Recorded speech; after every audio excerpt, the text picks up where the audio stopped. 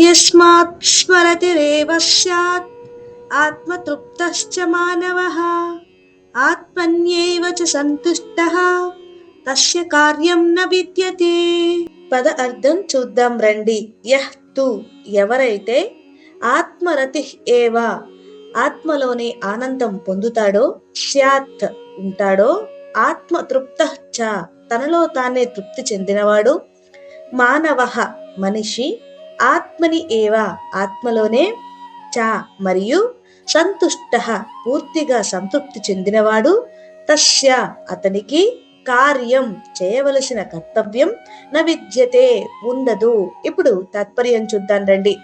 ఎవడైతే తన ఆత్మలోని ఆనందాన్ని పొందుతూ తనలో తానే తృప్తి చెంది బాహ్య సుఖాలు లేదా ఫలితాలపై ఆధారపడకుండా జీవిస్తాడో అలాంటి మనిషికి ప్రత్యేకంగా చేయవలసిన కర్తవ్య బంధనం ఉండదు.